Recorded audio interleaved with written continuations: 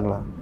Pas lagi kami nyampe di sana, tiba-tiba saya ditelepon jam 1:30 pagi sama papanya. Papanya ngomong dengan tenang. Saya tahu pada posisinya lagi nggak tenang. Ada suara ambulans. Astaga. Dia bilang, Glenn jangan panik. Om lagi bawa, papa lagi bawa dedek ke rumah sakit. Saya dia lebih tahu yang terbaik bagiku. Kau lebih sanggup pulihkan hidupku.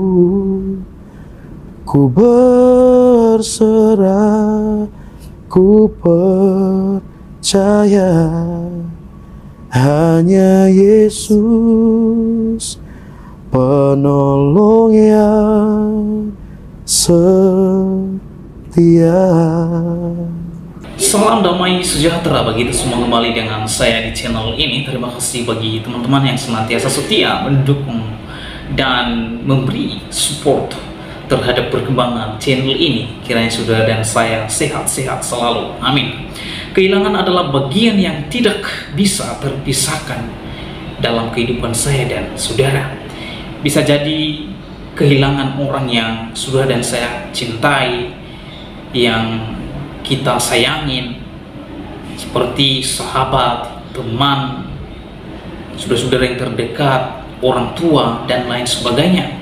Tentunya ketika kita mau kehilangan mereka, pasti kita akan bersedih atas kehilangan orang-orang yang kita cintai.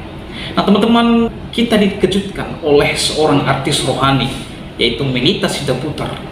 Beberapa waktu lalu ia dipanggil oleh Sang Bapa di surga, dan orang-orang yang terdekat dengannya dan orang-orang yang spesial seperti Glenn, di mana Glenn ini adalah seorang hamba Tuhan dan pacarnya si Melita Sidaputar. Tentunya Glenn merasakan kesedihan atas kehilangan calon istrinya, dan tentunya kita sebagai orang yang sudah percaya kepada Yesus Kristus, kita pasti sedih ketika orang-orang yang kita kasihi mereka meninggalkan kita. Dan yang perlu kita pahami garis bawahi bahwa kita boleh sedih, menangis, namun jangan sampai kesedihan, kecemasan, dan kekhawatiran itu menguasai kehidupan saudara dan saya. Seperti apa kesaksian Glenn, pacarnya Melita Sidaputar? Sebelum tutup peti, inilah dia kata-kata terakhir Glenn berikut ini. Jadi yang saya pikirin adalah pas saya datang, saya nyetir di mobil on the way ke sana pada waktu itu, saya cuma mikir bagaimana perasaan Melita hari ini. Akhirnya pas saya ketemu dia berpura-pura tersenyum sama orang, meskipun saya tahu dia bingung. Akhirnya pas di malam itu saya ketemu dia, saya ngomong ini doang sama Melita, saya bilang, kali ini kamu gak perlu kuat. Kamu boleh nangis, kamu boleh takut, kamu boleh sedih. Di antara segitu banyak orang, dari ketawa-tawa dia tiba-tiba nangis, kejar di depan saya. Saya pengen saya pegang tapi nggak enak banyak orang. Saya cuma tepuk tangan, tepuk pundaknya. Saya bilang, kapanpun kamu butuh, kapanpun kamu mau cerita, kamu telepon saya. Saya bilang, saya pasti selalu ada. Setelah itu saya mikirin pas pulang ke rumah bagaimana cara jalanin hari tanpa Melisa. Jadi di pikiran saya itu doang sih, Kak. Sampai dia reach out ke kamu. Iya.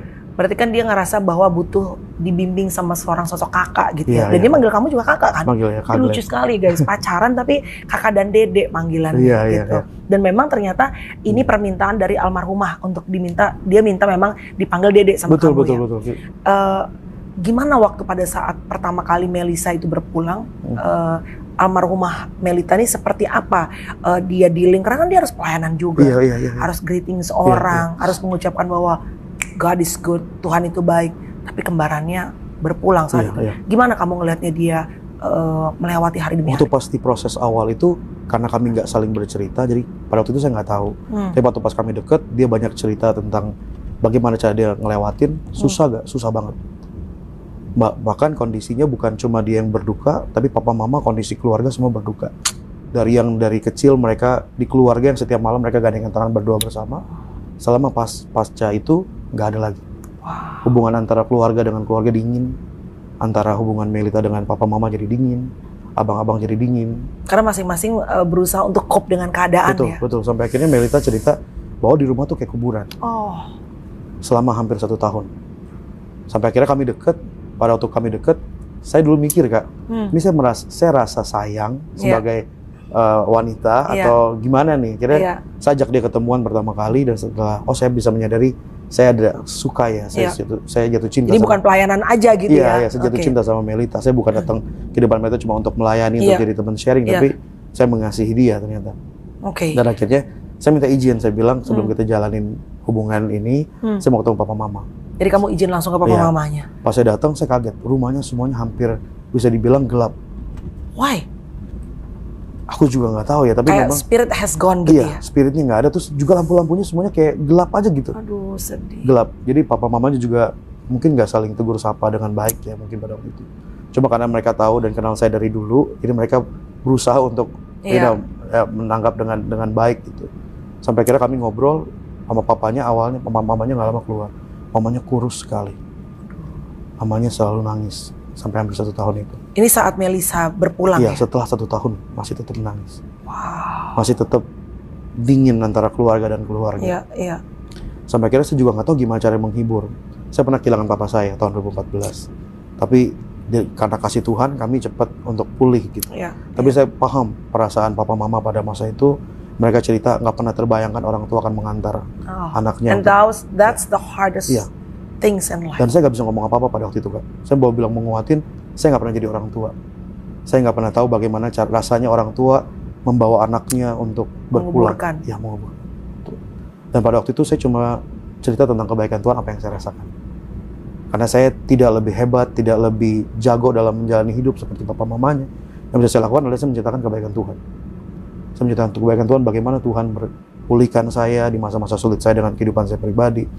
Akhirnya mulai papa mamanya akhirnya cerita juga kebaikan-kebaikan Tuhan ternyata yang sebenarnya juga selalu banyak amat diterima gitu.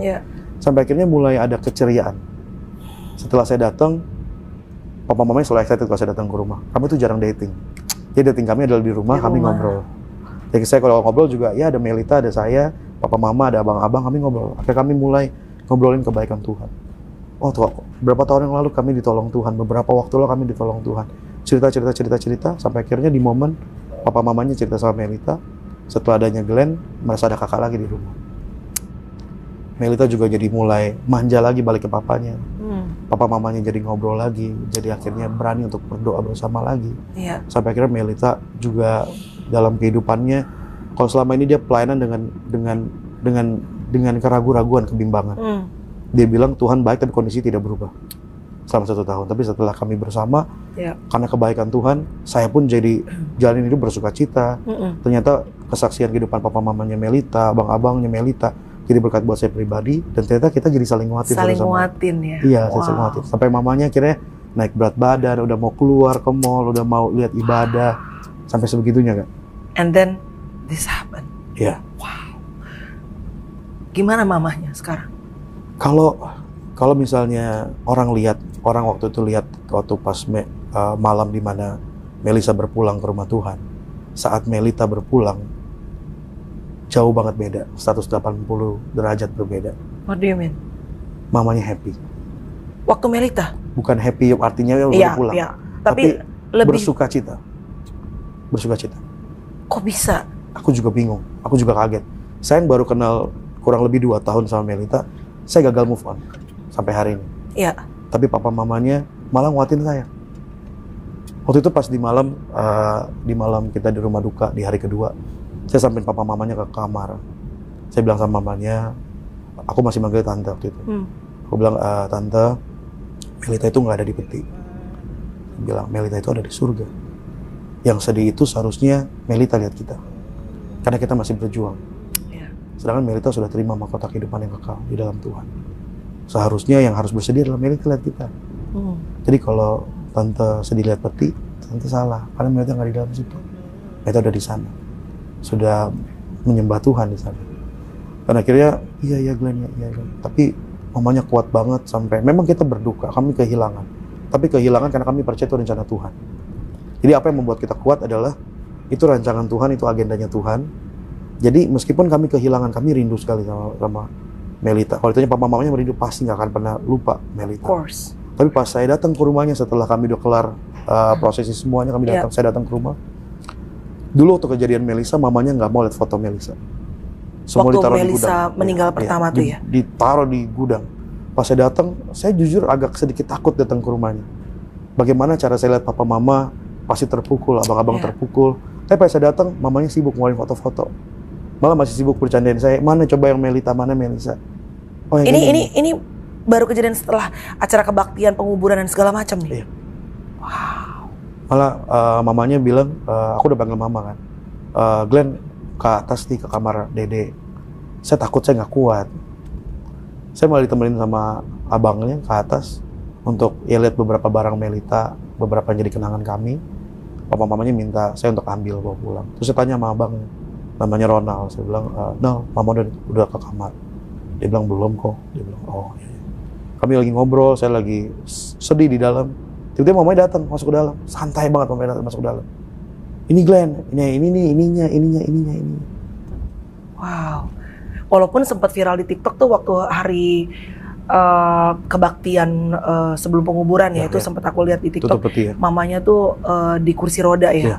Itu kelihatannya sih beliau saat itu kayak nggak banyak ngomong, kayak cuma diem gitu loh. Terus banyak yang peluk, memberikan penguatan. Tapi wow, puji Tuhan sih kalau hari ini dapat kabar mama dan papanya. Betul. Karena I know that you must be very sad, devastated. Tapi percayalah, nggak ada seujung kuku dengan hati orang tua yang benar. Sampai bilang saja yang 2 tahun sih gagal move on.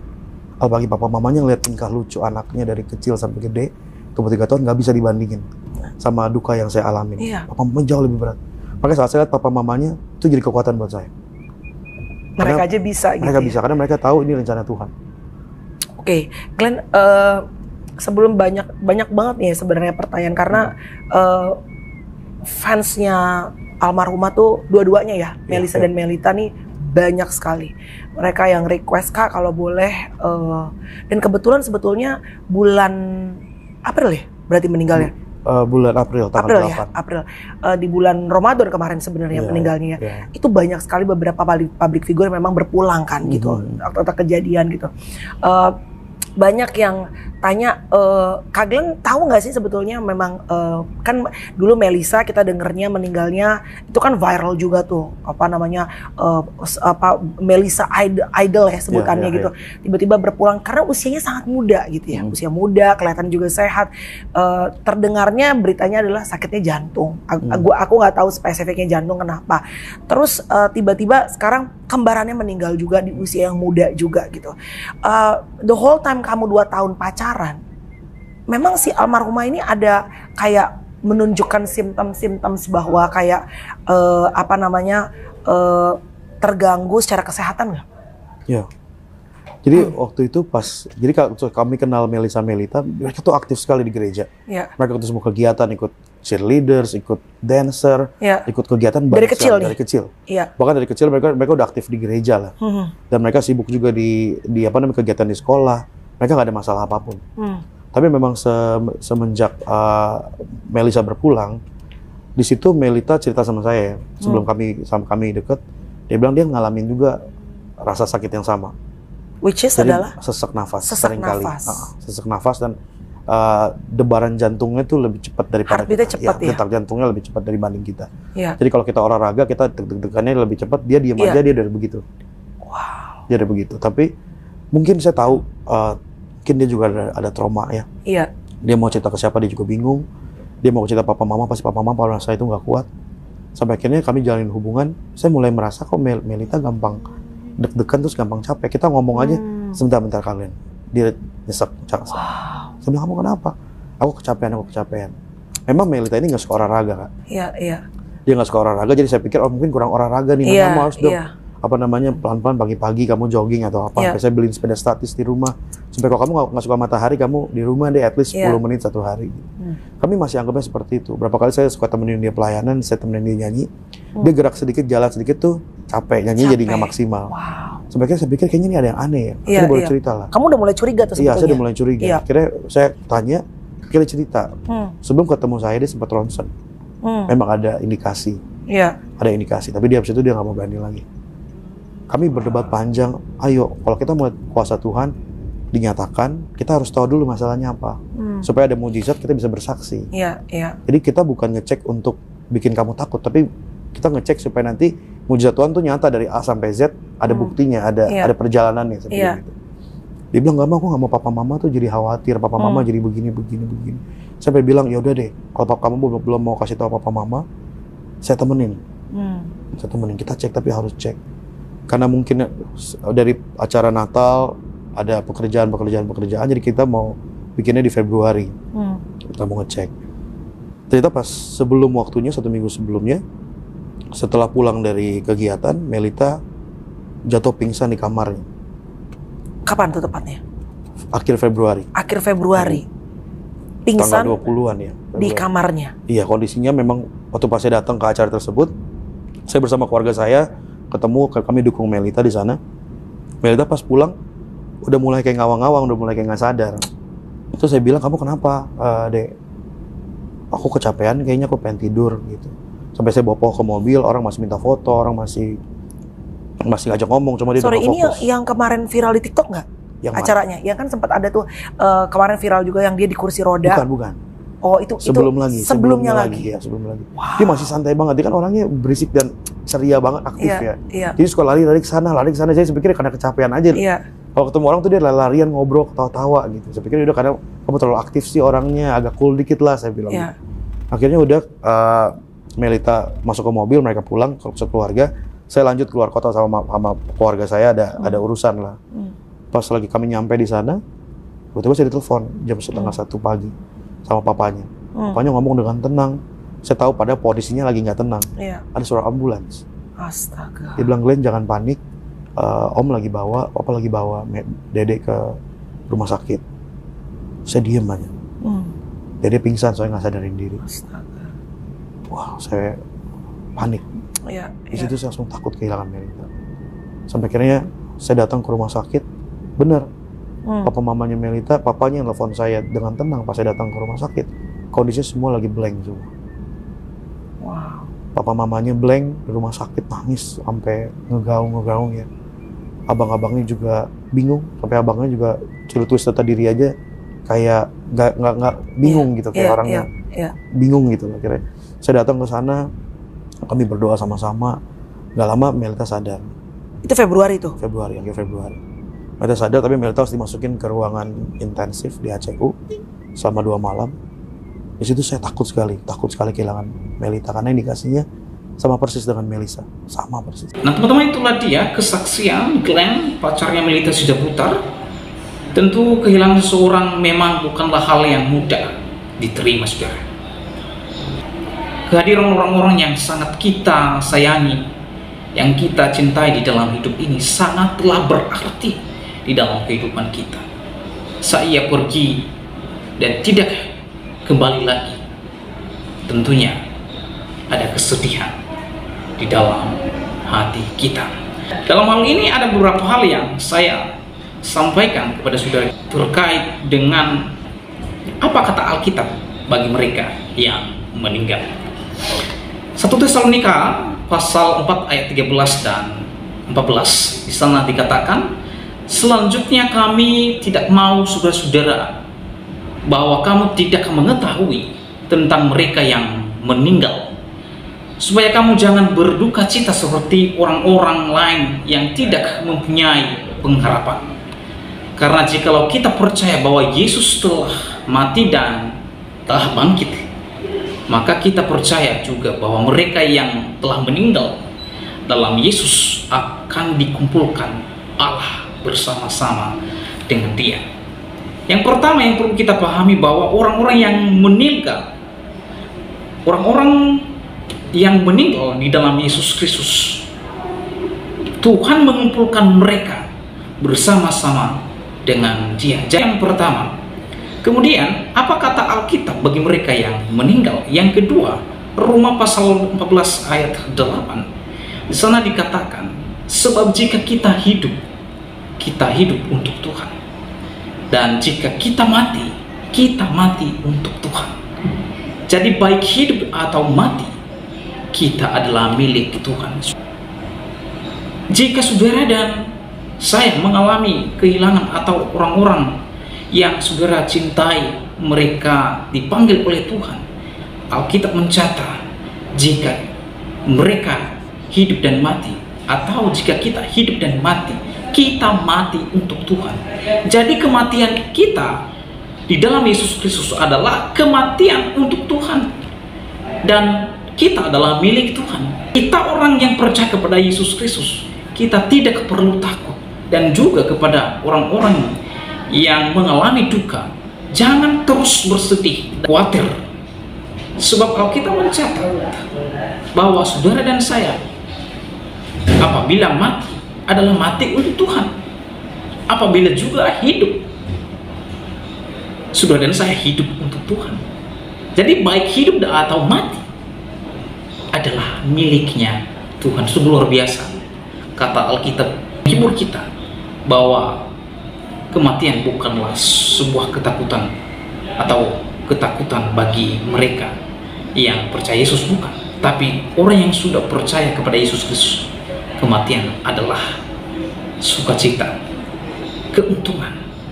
Karena apa? Karena kita bertemu dengan pemilik hidup ini. Kemudian, apa kata Alkitab terhadap mereka yang meninggal? Wahyu 21 ayat 4. Dan ia akan menghapus segala air mata mereka. Sekali lagi, dan ia akan menghapus segala air mata dari mata mereka, dan maut tidak ada lagi. Tidak ada lagi perkabungan atau ratap tangis atau duka cita, sebab segala sesuatu yang lama itu telah berlalu. Saudara-saudara, di dalam surga, orang yang mati di dalam Yesus Kristus akan dikumpulkan oleh Allah, dan mereka yang bersama-sama dengan Allah, Alkitab mencatat Tuhan sendiri yang menghapus air mata mereka dari mata mereka, dan maut tidak akan ada lagi. Tidak akan ada lagi perkabungan di sana, di surga. Tidak ada. Tidak ada ratap dan tangis. Tidak ada duka cita, sebab segala sesuatu yang lama telah berlalu. Saudara-saudara, sungguh luar biasa penghiburan kita di dalam Yesus Kristus, bahwa kematian di dalam Yesus Kristus adalah sangat berharga di mata Tuhan. Kematian di dalam Yesus Kristus adalah menguntungkan kita, orang-orang yang percaya. Kematian di dalam Kristus, Allah mengumpulkan kita di dalam kerajaannya dan bersama-sama dengan Dia. Tuhan juga memberikan kita sukacita bahwa tidak ada lagi akan maut di sana, di surga. Tidak ada lagi ratap dan tangis, duka cita dan lain sebagainya. Tetapi yang ada adalah sukacita yang luar biasa. Oleh karena bagaimana tanggapan dan pendapat saudara setelah menyaksikan videonya? Berharap teman-teman memberikan komentar di kolom komentar, dan setiap teman-teman yang berkomentar pasti saya akan baca, dan jika ada waktu saya pasti akan balas. Demikian video saya kali ini, sampai bertemu di video saya selanjutnya. Tuhan Yesus memberkati kita semua. Shalom.